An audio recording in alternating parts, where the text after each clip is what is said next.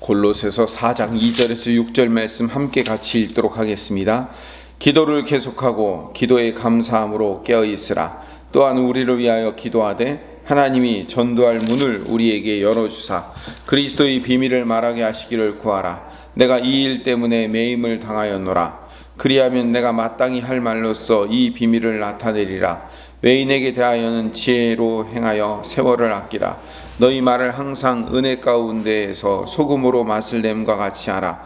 그리하면 각 사람에게 마땅히 대답할 것을 알리라. 아멘. 오늘이 골로새서 사실상 마지막 말씀이고요.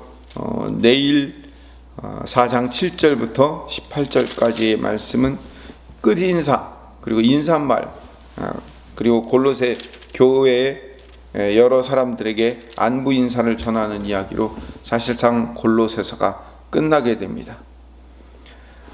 지난 금요일 날 3장 18절에서 4장 1절 사이의 말씀은 그 앞서 거슬러 올라가서 3장 12절부터 14절까지의 말씀에서 긍휼과 자비와 겸손과 온유와 오래 참음으로 옷 입고, 이걸 한마디로 줄이면 뭐라고 얘기할 수 있어요? 그리스도로 옷 입고, 그리스도로 옷 입은 자의 열매를 얘기하는 거죠. 서로 용납하고 용서하며 사랑을 더한 삶을 살아가는 그 구체적인 방법으로서의 예를 3장 18절에서 4장 1절에 이야기한 거예요. 그 구체적인 삶의 열매의 예는 아내와 남편과 부모와 자녀와 상전과 종, 즉 날마다 우리의 삶에서 함께 살아가는 가장 가까운 사람들에게 베풀어야 될 삶의 태도, 그 가장 가까운, 날마다 매일 만나서 살아가는 그 삶의 태도, 가까운 사람들의 삶, 그들에게 긍휼과 자비와 겸손과 온유와 오래 참음과 서로 용납하고 용서하고 사랑을 더한 그 열매들이 그들과의 삶에서 드러나야 된다는 거예요. 멀리 저기 아프리카 선교사 가서 사랑의 열매를 맺는 것도 중요하지만 그보다 더 중요한 것은 우리 성도들이 날마다 살아가는 그들의 삶 가운데서, 그들과의 삶 가운데서 그리스도를 옷 입은 자로서의 삶의 태도와 자세가 열매 맺는 삶이 되어야 한다라고 바울이 말하고 있는 거죠. 지난 금요일 날도 이렇게 결론을 내렸지만요, 우리의 영성은 우리의 영적인 현상과 영적인 상태가 결정하는 것이 아니라 삶의 열매로 그 영적 상태를 가늠할 수 있는 겁니다. 삶의 열매가 결국은 영적인 열매가 되는 거예요. 우리가 어떤 영적인 현상을 경험했는가, 우리의 영적 상태가 얼마나 고양되어 있는가가 우리의 영적인 현상이 아니고요, 우리 영적 상태가 아니고 내 삶에 어떤 열매를 맺고 있는가가 내 영적인 상태를 결정하는 거예요.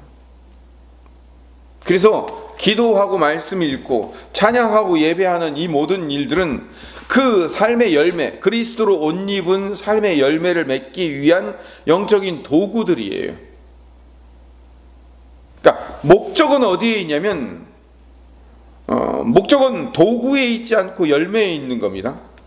우리가 그 기도하고 말씀 읽고 찬양하고 예배하기 하는 것이 우리의 삶의 목적이 아니고 그건 삶의 도구예요. 그 도구를 사용해서 뭘 맺어야 되냐면 긍휼과 자비와 겸손과 온유와 오래 참음으로 옷 입고 서로 용납하고 용서하며 사랑을 더한 그 열매들이 맺는 것, 그게 목적이 되어야 되는 거죠. 그러니까 도구를 얼마나 잘 사용했는가는 어떤 열매를 맺은가를 가지고 평가를 받게 되는 거죠. 그게 이제 4장 1절까지의 말씀이고 4장 2절에 계속 기도를 계속하고 기도에 감사함으로 깨어 있으라 라고 얘기해요.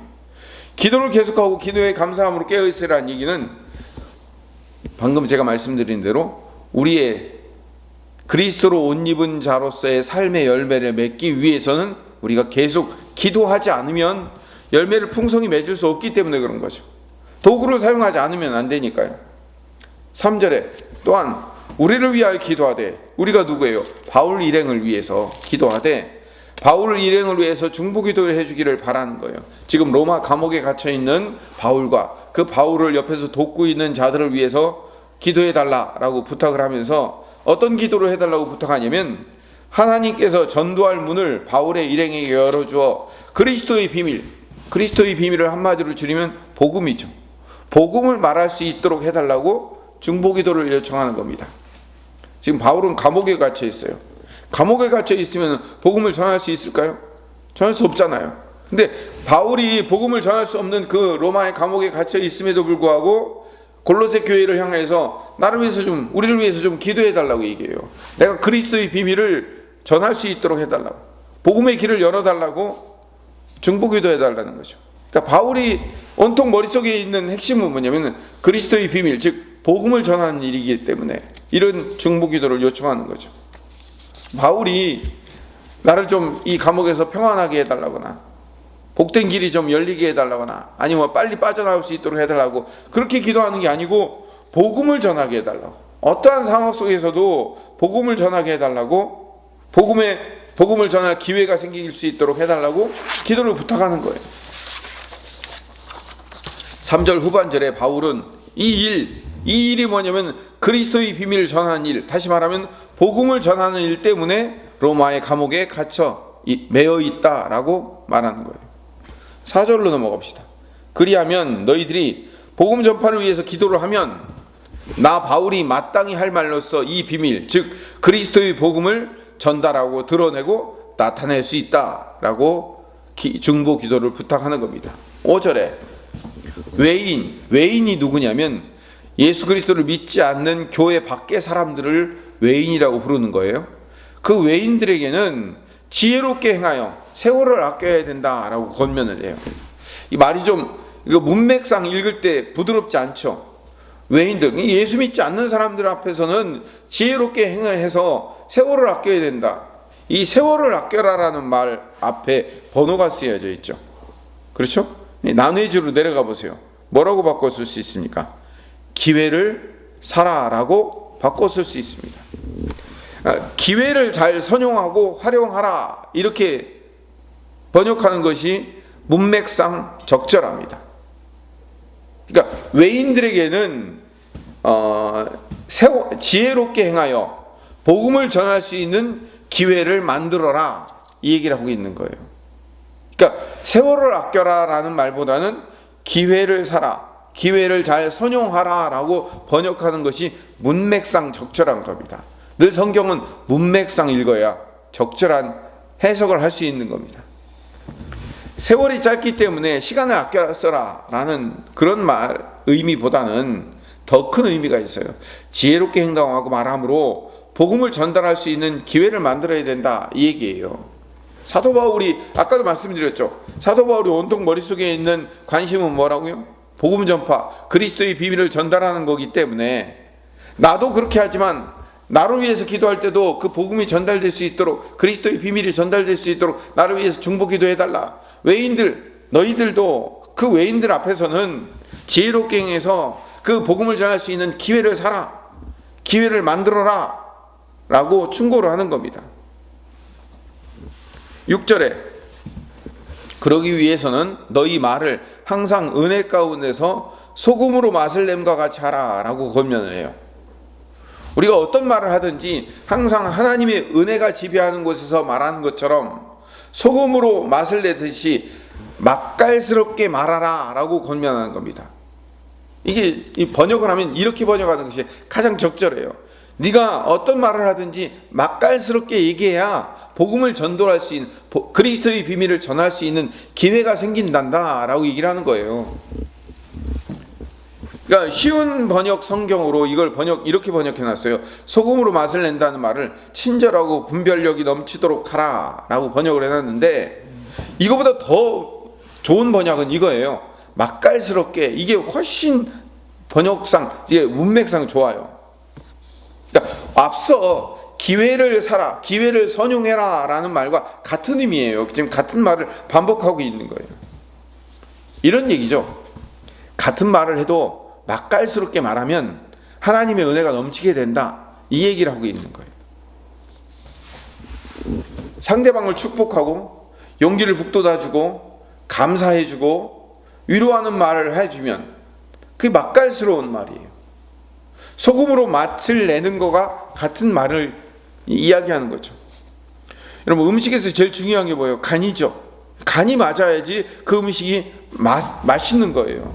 그래서 말에도요, 간이 필요한 거예요. 너무 짜면요 맛없죠. 너무 싱거워도 맛없잖아요. 그러니까 적절한 간이 필요한 거예요. 그걸 맛깔스럽다고 얘기하는 거거든요. 사람들 앞에서 과도하게 칭찬하고 해도 너무 이상하잖아요. 저 사람 왜 나한테 그래?